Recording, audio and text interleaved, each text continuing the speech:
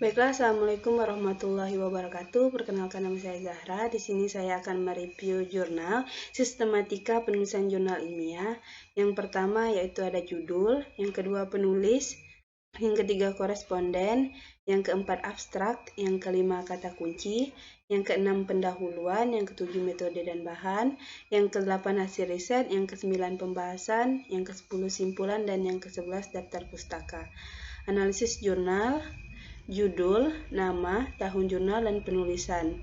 Simulasi perkembangan bicara anak usia 2-3 tahun selama pandemi COVID-19 RT 09 Desa Sako Banyuasin.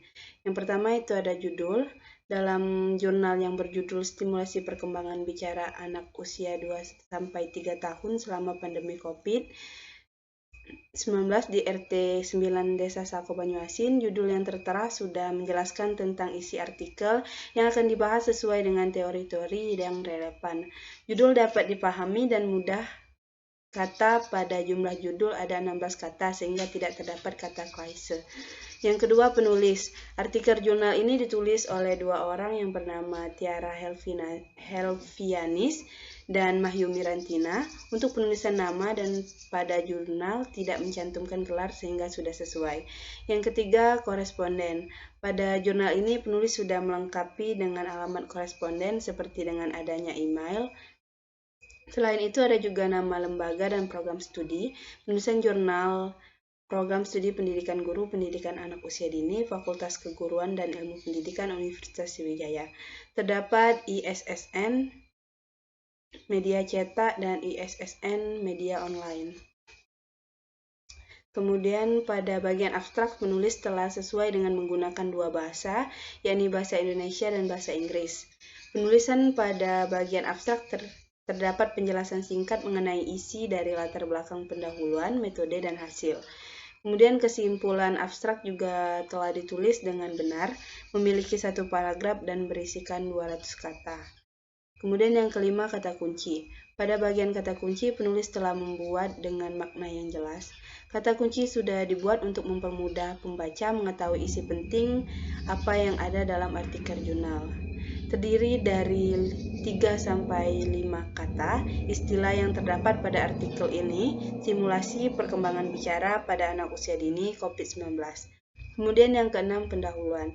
Pendahuluan berisi tentang permasalahan dan ruang lingkup, masalah perkembangan bahasa anak di masa pandemi COVID-19, yang kemudian ruang lingkup, stimulasi perkembangan sejak dini. Bagian pendahuluan berisi pendapat atau argumen kenapa penelitian ini dilakukan.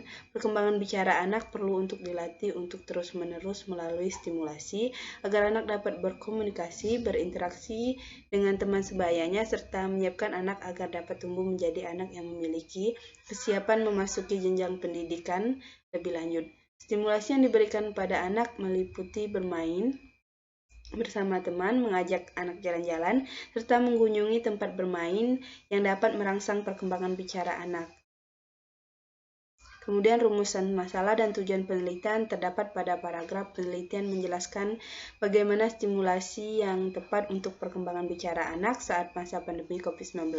Penelitian ini bertujuan untuk mendeskripsikan stimulasi perkembangan berbicara anak usia 2-3 tahun selama pandemi COVID-19. Kemudian yang ketujuh, metode dan bahan. Penelitian ini menggunakan pendekatan kualitatif, teknik pengumpulan data dan penggunaan teknik wawancara, observasi tak berstruktur, dokumentasi, dan menggunakan triangulasi teknik mengenai perkembangan berbicara anak 2-3 tahun. Analisis data yang digunakan adalah analisis data kualitatif Miles dan Huberman, meliputi pengumpulan data.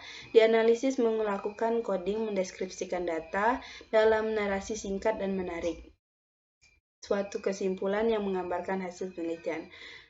Menurut saya, pada penelitian ini telah menjelaskan tentang bagaimana prosedur penelitian secara jelas dan naratif pada bagian metode penelitian tersebut.